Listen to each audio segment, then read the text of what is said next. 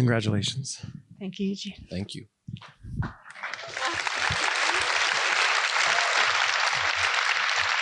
It was so special to have Nan with us earlier. Cheers to her. Yeah. She's, as those who don't know, she's preparing, she's got a retrospective opening at the end of this month, and she's still editing. So she's working this week. So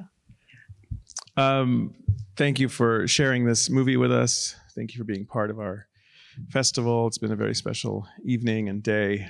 Laura, let me start with this question. It came up earlier today in one of the conversations.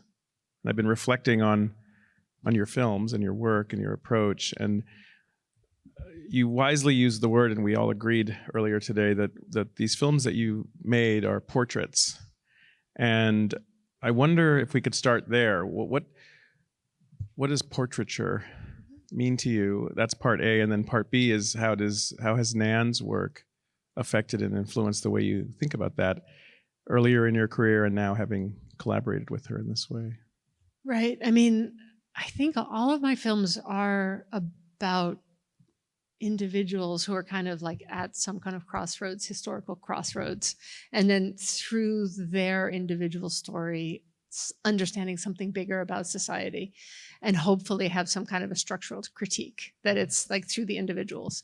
And oftentimes individuals at great risk or like taking action that is maybe to try to bring about some sort of change or shift. And I keep returning to it as much as I like. I mean, my filmmaking school was much more experimental. Like it wasn't character driven as much, but somehow like verite filmmaking, well, verite being that you follow things as they're happening in real time. And there's a kind of like life pulse in it. And I've just found that I just keep doing that because I'm driven to what's happening in front of me. And then usually it's about a person and some kind of conflict. And so I do call them portraits. I'm not a biographer. I don't aspire to be a biographer. I welcome other portraits of Nan or Ed Snowden. I think that there's many different ways you can make a portrait of someone. And, I bring the certain interests that I have. I mean, for me, it was one of the sort of grounding parts of the film is when I learned about the Witnesses show, the incredible show that she did at the height of the AIDS crisis. And I just said, okay, this has to move through time. And these things, there has to be a convergence of the past and present to put these two things in juxtaposition with each other, not to reduce them, but to show like, oh, what are we doing as a society? What are we doing as a society? And so, but then also they're very grounded in individuals. And then, every film I've ever made, it's a process and it's a journey. And there was a moment where it's during the pandemic where I started doing these audio interviews with Nan. And then the first one was so emotional for me. And, I think we realized like, wow, this is going into a really deep place. And then we just kept doing these interviews and we would meet every weekend over, we've probably over a year and a half. And we would just talk about certain things. And her voice for me was just so moving and emotional in the way that she talked about her life. So that then became like really, I guess the sort of the heart of the film. Let me ask you a quick follow-up to this question about the word portraiture, and then I'll bring in Harry and Megan as well. But as a follow-up, what do you think about, especially after making this film, about the role then of the portrait as both a work of art, an object of art, and also a tool for activism, for advocacy, for raising awareness? How do you think about that? That connection. I'm very much driven I believe that documentary is cinema, and I'm very driven to make works that take the audience on a journey. And if that journey also includes things that happen outside of the film experience, that's great. Mm-hmm. But it's not the driver. It's like, I really, I believe that art, like my experience of like a great film or a great novel, it has to work on its own terms. It's not just because it has politics that I agree with or something like that. Like I'm really interested in the journey that we can take people on. And yeah, I happen to be attracted to topics that have a political focus, but I also love films that don't have that. You know, like I just want to go on a journey, and I want to be transformed. Like if, you know, one phrase that I was talking about with the editors, and this film has amazing editors, Joe Beanie, yeah, and Amy Foote, or the key editors, and they're just incredible storytellers. And the one thing I would say is like, okay, I want to like rewire the audience a little bit. Like I want you to like maybe leave and think about things differently. Maybe think about like what's possible in politics, or like who you fuck, or like that everything is kind of like there's a bit of a questioning. And so that was like, if it can do that, then that's great. But I don't think that films are a means to an end. Like I believe in films having impact, but they have to work, I think, as cinema. Thank you. Megan Kapler and Harry Cullen, welcome and thank you and congratulations. Thank you so much. I'm going to extend the question to you by adding a bit of an interjection. We were, while folks were watching the movie, some of us were across the street, and I was talking with someone across the street at a restaurant who watched the film earlier tonight. Someone who I know well, who's a friend, grew up in the Midwest, and revealed to me for the first time after watching this movie that he had been addicted to OxyContin as a high school student and nearly took his own life in that time of his life. Someone I know well, and I learned this story for the first time, and he had a very profound experience with the film tonight and is so moved that he wants to get involved with P.A.I.N and he wants to kind of deal with that chapter in his life. So this is all very fresh in talking with him about this just like a half hour ago. And so to Megan and to Harry, how are you thinking about this same question that I just asked Laura about the role of art and activism, the role that this film is already, the impact it's already having on even one person who just told me their story, and what you hope it can achieve beyond just today? Yeah.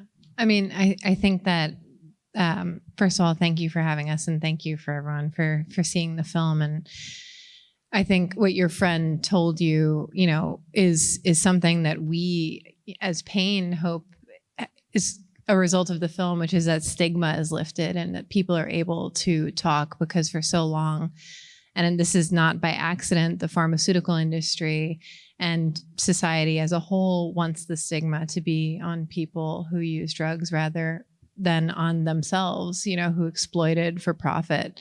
And so I'm hoping that it's going to open up the conversation in that way. In terms of like our group and our protests, one thing that we really focused on in our museum actions was going to the museums on days where there was free admission, where there would be a lot of people there, where we could get the public to join in, and then have visually striking actions with the Guggenheim prescription slips, which there were 8,000 of, or the OxyContin bottles at the Met, which there were 1,000 of, and kind of setting up these visuals that could be a moment of time and could carry over, which happen a lot from our protests.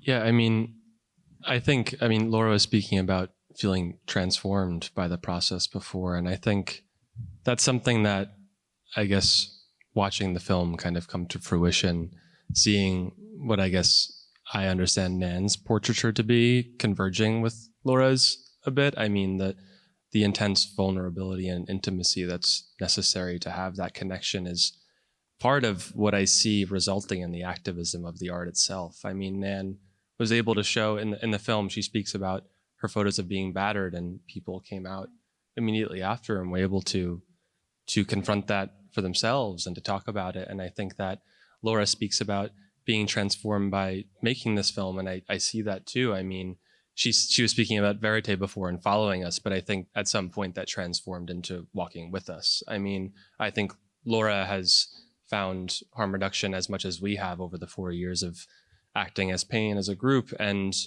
to be able to come here and share that with an audience and to hopefully reverberate that out further is, I think, what I see the purpose of this film being. I just want to say that this is really moving, that what you shared. And I really think that this is Nan's bravery. I mean, that she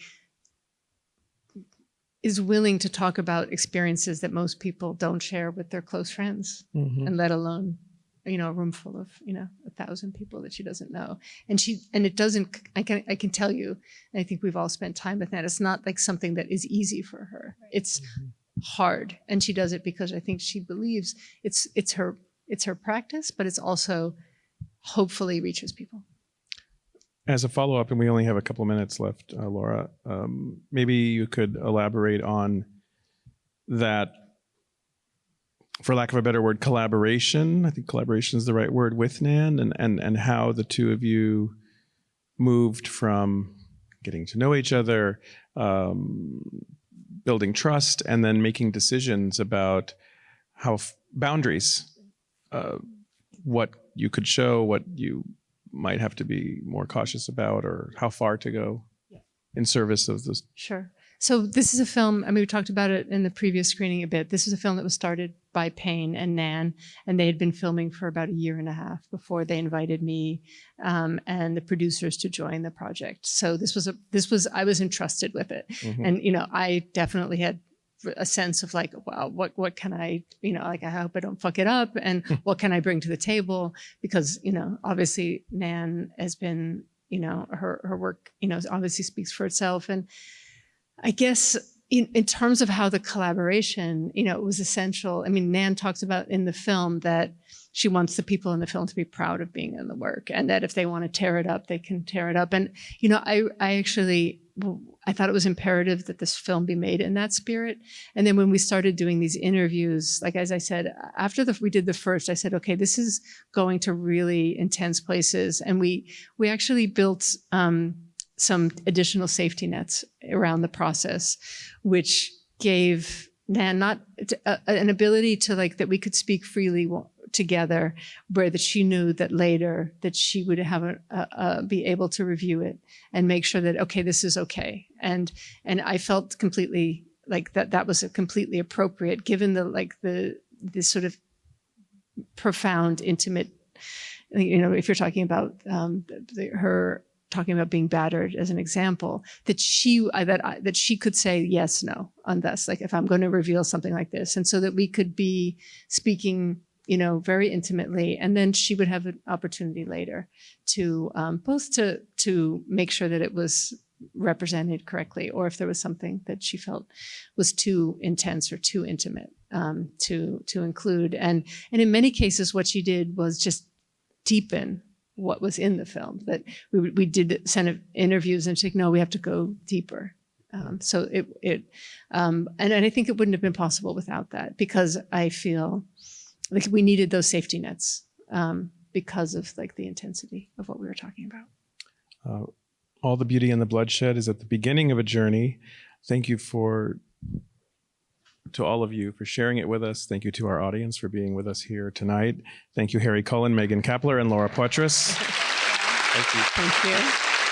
I also want to thank Eugene. I think as many people know that this is Eugene's last time in his role at New York Film Festival, and he's moving on to Sundance. So it really means so much to be here.